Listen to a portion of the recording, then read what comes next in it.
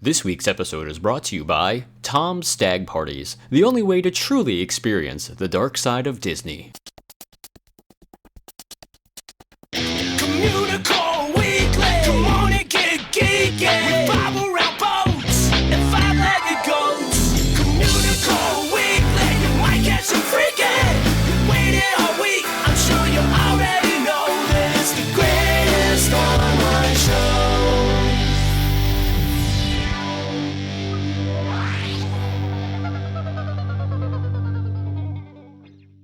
Hello and welcome to Communicore Weekly, the greatest online show. I'm George. And I'm Jeff, and we had a pretty busy week over at D23. It was pretty crazy. I saw a ton of photos.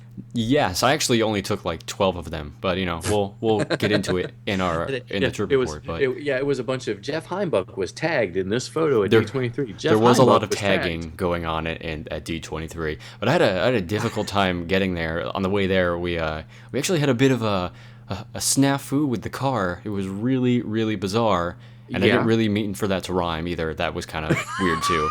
How bizarre? How okay, bizarre, we're not gonna start singing that song. Never mind. No. No, we were on the way there, and you know we had to pull over, and the engine was smoking a little bit. I'm like, come on, we got to get here on time. And I open it up, and there were a bunch of nuts inside the car.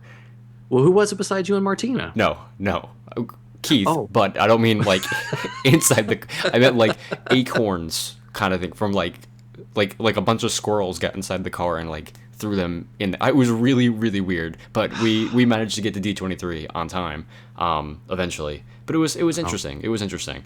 Wow, those squirrels got to go. Yeah, they gotta go. But do you want to hear about D23? Yeah. All right, let's talk about it. Step, jump, and skip. We took a trip, and this is our trip.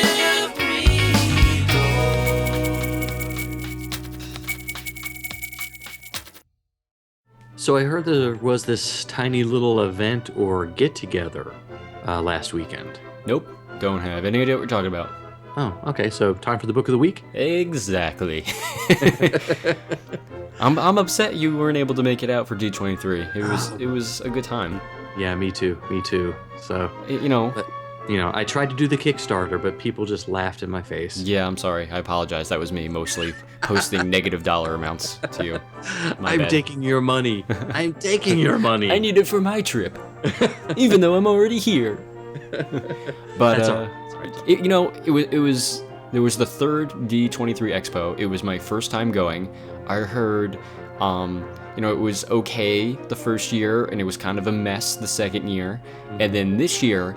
I'm kind of in the middle about it, I guess, because I guess I have reports conflicting in my head from the previous years and comparing it to this year, even though I wasn't there for the other years.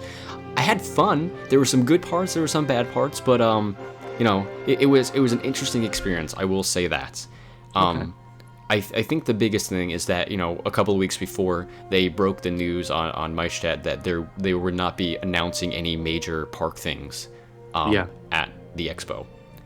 And the last two times they used the expo to launch these big park things. And, by no fault of Imagineering, because, the expo is a marketing tool. So, there's things they would like to announce, but the time just is not right yet. And I get that. I totally understand that. So they made the best of what they had and instead made it a celebration of 60 years of Imagineering in the Parks and Resorts Pavilion. And what made it really interesting to me is that they actually had Imagineers there, like, talking to people. So, you could run into Joe Rohde, who people did run into there. You can run into Tony Baxter. You can run into all these people from every level of Imagineering, because they had it broken up into these little sections. Like, there was a section based on painting. There was research and development. There was a My Magic Plus section, which, nobody paid attention to anyway. Yeah, I was going to say. I didn't go in that one. But, there was an animatronic section, but it was cool that it was broken up into these areas, and you were able to go in and talk to the people who were actually experts in these fields. So, on Thursday night, I went to the media preview, and I went to the model making thing, and I was chatting with the Imagineer in there, and he walked over to a case where there was a model of the Astro Orbiter. He's like, excuse me, I have, this kind of broke on the way over here, so I have to fix it. So as we're chatting, he's working on the model, which I thought was amazing. Wow. These guys were actually at work, so that was really neat to see. Was that part of the exhibit open the whole weekend? Yeah, that was part of the Parks and Resorts Pavilion. So it was like simulating 1401 Flower Street. So it was like you were actually visiting Imagineering, and it was open the entire weekend from the beginning of the expo to the end of the expo. Wow! So they had Imagineers in and out of there the entire time. So many fantastic photos of models that I'm afraid I wouldn't have left the area. So the big one for me was the piece of the Western River Expedition, which apparently was sitting sealed behind a wall at Walt Disney World for years until they found it. They didn't really touch it up too much, but it looked fantastic. It was really cool to see that. And I got to give a shout out to Imagineer Tom Morris. He actually chatted with myself and with Keith and our buddy Ryan as well for a significant amount of time, just talking in general about the model and some of the other models and Imagineering in general. He's asking me questions about Rolly and the Haunted Mansion, where ideas came from. So the whole experience of chatting with these Imagineers and having them be that open and accessible to the public was really, really neat. On the other hand, they weren't announcing anything, but they had two little areas set up for a sneak peek. So they had a desk filled with Avatar stuff, and they had boxes that were Star Wars related with R2-D2. And wow, they couldn't talk about the projects, but you can look at the stuff. So anytime you would ask a question about Avatar, you'd get the response, "Oh, we just came back from a research ship from Pandora," and after a while, we're like, "All right, we get it. You went to Pandora." Yeah. Okay. But so they didn't have like planters in front of those exhibit areas? No, because the exhibits were open. Okay. Funny enough about plants, there was a plant that in the research and development area where you touched and it played music. That was pretty awesome. Oh. Wow. And on the desk where the Avatar stuff was, there along the top of the cubicle, in the Animal Kingdom logo, how they have all the animals in a row, the silhouettes, they actually had those animals all in a row, from I don't remember what the animals were. So it was like a lion and from the dragon, the Stegosaurus. It was pretty neat. I liked it. I thought that was a nice little touch. Wow. Full day park. Well, it will be one day, yes. It will be one day. Stop talking. You weren't there. They also had, which was neat for me as a Disney nerd, they had the original Herb Ryman drawing of Disneyland. It was, there's no photos allowed in that area. It was a timed experience, so you only see it for a couple of minutes. In that same area, they also had the Ellenshaw painting, which they showed you under the full light, and then they turn on the black light so you can see everything. So you see George, it was so awesome. It was like, I went through there 5 or 6 times just to see that stuff over and over again. They were like, oh, not you again. Yeah, pretty much, yeah. Okay, lights on. Really cool, though. Really enjoyed it. Was it a clapper, No, I wish it was a clapper. I would have continued clapping the entire time. Bill. So, now I know I would have spent a lot of time there, but obviously there were other things to do. Yes. So, there was also... I surprisingly only saw one presentation. I saw Tony Baxter's presentation on Discover Disneyland, which they renamed Rediscover Disneyland, and they showed footage of old stuff that's not at Disneyland anymore. And they also showed stuff from Walt Disney World, which it was really cool. But the whole concept of waiting in line to see some of these presentations just didn't, I don't know. I didn't want to do that. So I only saw that one presentation. What do you mean by wait? I understand waiting in line, but what was it, like a half hour, 45 minutes, an hour and a half? Like if you want to see any of the stuff in the arena, like the Legends ceremony or the concert or the live action panel, the animation panel, people were lining up at the night before, kind of like Comic-Con, to make sure they had seats for these panels. Wow. And some of the panels went for like 2-3 hours long in the arena, and I was like, I don't want to do it. So yeah, that was upsetting. They offered a thing called Stage Pass this year, which is kind of like Fast Pass, so you would get your ticket for it, and then you would be guaranteed a seat in whatever presentation you got it for. The downside is they didn't offer it for any of the arena presentations, so that was kind of upsetting. Yeah, there was also a virtual simulator in there. It was a big curved dome, and they showed ride-throughs of stuff, which if for most people, it would have been cool. However, having experienced Horizons Resurrected back during Epcot's 30th, this was no comparison. By the amazing Chris Wallace. Yes, Chris Wallace knocked it out of the park, and Imagineering kind of took a page from his book for this. and they didn't pull it off nearly as well as he did, because he really provided a personal experience. This was like, a group viewing experience. It was still pretty neat. One of my main gripes was the clueless staff at the convention center, because they weren't, a lot of them were not Disney employees, but they were wearing Disney shirts. So you would ask them stuff and they would have no idea what you're talking about. You wouldn't, they would point you in the wrong direction, or they wouldn't know. They had no idea. Wow.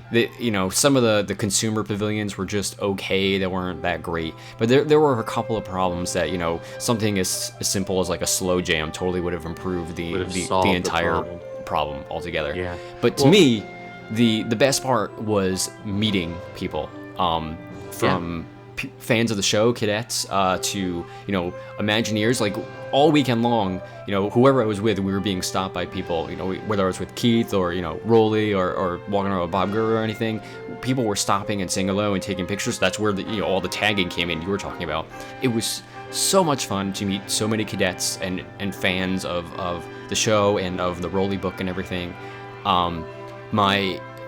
Really the highlight of the weekend for me, and for Keith also, because I pulled him over when they mentioned him. I don't want to say their names just in case I don't want their names mentioned, but we met two boys in the Parks and Resorts Pavilion. These two disabled guys. And we just had a wonderful, wonderful conversation with them. They were huge. One of them came over to me with the biggest smile on his face, and the first thing he said to me was, "I'm a cadet." And he was the sweetest kid. Him and his brother, and we chatted for a good 20-25 minutes. Us and his family, his mom and dad, and they were super, super nice. And we're talking about the show and Rolly's book, and then they said, "Oh, we're a fan of that column you do, Dueling Disney, also." And I was like, "Oh, really?" And Keith was behind me talking to Martina. I was like, "Well, Keith's over here. Keith, come on over." So I brought him over, and we chatted for a little while, and it, to me, that was the highlight of my weekend, talking to them. And, when we were driving Keith to the airport later on Sunday, he said the same exact thing as I did. He said talking to those two was the highlight of the weekend for him. So that it was very humbling, very nice, very sweet, and bringing all these people together, I think, was the best part of the weekend overall. I think D23 did an excellent, excellent job at that. Yeah, it seems like, anytime you and I have hung around together in the parks, or we've been involved with anything where you're at a theme park or you think you're going to go see something, it is so much more fun and entertaining to hang around with people. Yeah, to do it with friends. I think that's what this served as, doing it with friends. Mm-hmm. And just enjoying it that way. Exactly. So you mentioned something about a cocktail party? Yeah, Mike Stead had a cocktail party Saturday night, and it was a rip-roaring good time. Rolly was there, Bob Gurr was there. We partied well into the night. It was fantastic. We met more people there. I closed the place down. Not everybody else did, but I was there until the last group of people, so that was a lot of fun for me. But it was great. I had a wonderful weekend meeting all these people. So if you were there and you came up to me or we chatted or anything, thank you very, very much. I really appreciate it. I appreciate the kind words, and I really can't wait to meet some of these people again. And you two guys, you know who I'm talking about. The two I was just talking about. Email me. I want to talk to you guys. I got stuff to send you. You know who you are. I think I saw their photos on Facebook. Yes, that's my profile picture right now because they were such sweethearts. So awesome. You guys should email me. And then in 2 years, because they are doing it again, George, you're coming out. Okay. So will that be D25? Yeah, we'll go with that. We'll call it D25. Hashtag D25. He's a nerd, he's a geek, but we all like to hear him speak. So listen up to the words from his speech. It's George's Book of the Week. This week's book is Walt Disney Imagineering, a behind the dreams look at making more magic real. This book isn't an update to the 1996 release that I reviewed a few shows ago, sort of with the same title. It's more of a continuation.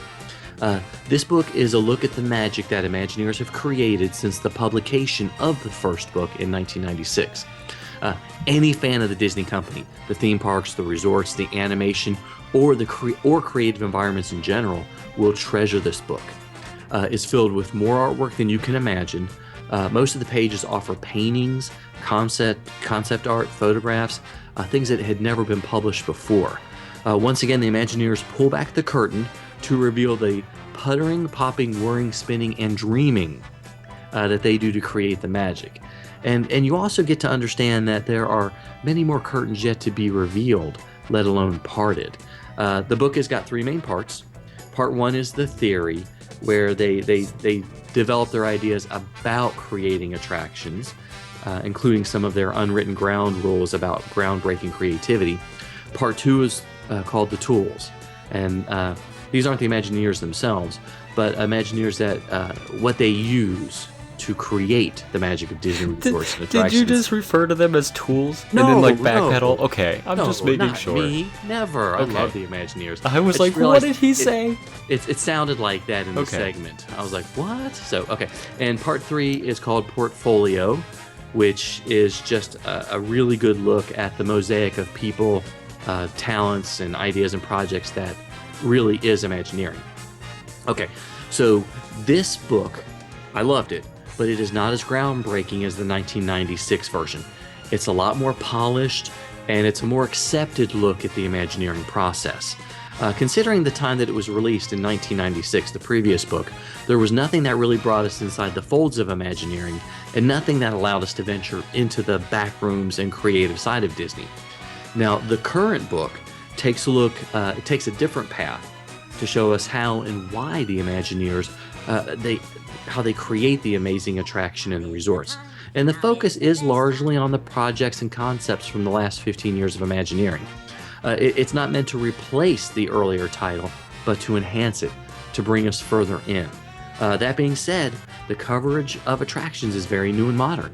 There's not much focus on the first 40 years of Imagineering. The majority of the photos and artwork are from Tokyo Disney Sea, Disney's California Adventure, and some tiny little park called Disney's Animal Kingdom. Full day park. Not a lot of attention. Full day park. I wonder full if we chapter. can get through an episode without having this argument. Clearly we cannot. That's okay, though. Okay. We'll just So, agree to agree. We'll do it that way. So the book is packaged with tissue paper between many of the pages, and To blow your instead nose. of- to blow your nose on. Well, it's to keep your grubby paws off of it. Oh, right. And instead of offering only large fold-out pages like the 1996 book had some amazing fold-out pages, they've opted for smaller fold-outs that detail artwork from the same attraction or area, sort of like postcard books. You know, if you remember seeing some of those. There are some really amazing large fold-outs, especially about the Disney cruise ship. The addition of extra art really makes the book feel like a family treasure or a scrapbook, so it's got a little bit different approach. If you have this book, Walt Disney Imagineering, a behind-the-dreams look at making more magic real, in concert with the 96 version, both of these books should be on everyone's shelves. You'll have a really good look at Imagineering. The artwork is astounding. There are pieces of art that you'd love to have in your own home. And the main author, Melody Malmberg, has done a wonderful job with the text. It's informative, clear, and does a fantastic job of describing everything that an Imagineer is and does. And what's awesome is it has an index. Holla, I'm a librarian, we gotta have that index. And a list of resources for further reading, because you guys need to read more. It's a librarian's dream come The true. librarian's dream too. So this book is Walt Disney Imagineering, a behind-the-dreams look at making more magic real. Sometimes you might see it, sometimes you don't. Hey, look, what's that? It's a five-legged goat. So at the D23 Expo in the Imagineering Parks and Resorts Pavilion, there was a little play test going on where you would have to get these telegrams and you would go on a scavenger hunt to find jujus hidden throughout the Anaheim Convention Center. It was a pretty neat play test. But Wait a minute, jujus? yeah, they're like little charm things. There was a Oh, okay, pineapple, okay. a piranha. There's a bunch of cool ones. So in order to play, they would give you a telegram, and it would be from the Jungle Telegraph Company. And if you looked closely at the telegram itself, you can see who the president of the company was and who the chairman of the board was. Now, the president was none other than R. Crump, obviously a reference to Rolly Crump, and the chairman of the board was H. Goff, for Harper Goff. So that was a cool little limited time magic five-legged goat. Oh, that's pretty spectacular. Yeah, I enjoyed that. I didn't even notice it, actually. Somebody else had to point it out to me, so. Yeah. And have you gotten word from Mr. Crump himself about his feelings on it, or? Yeah, he's awaiting the check in the mail.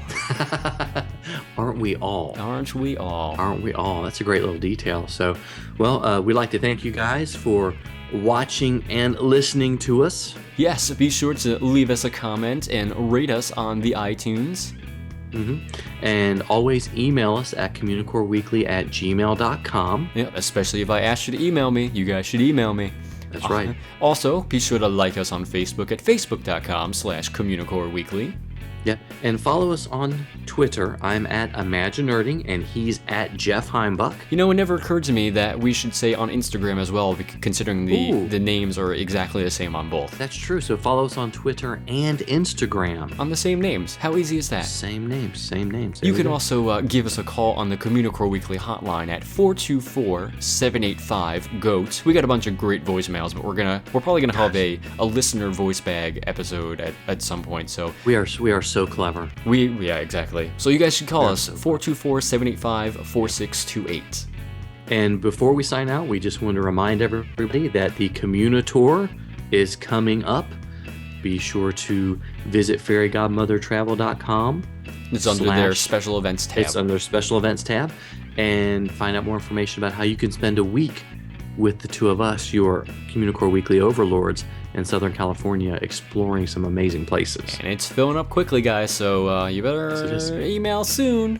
Yep, so you can get on there. So for Jeff Heimbuck, I'm George Taylor. And for George Taylor, I'm Jeff Heimbuck. Thanks so much for listening. We'll see you next time on Communicore Weekly, the greatest online show.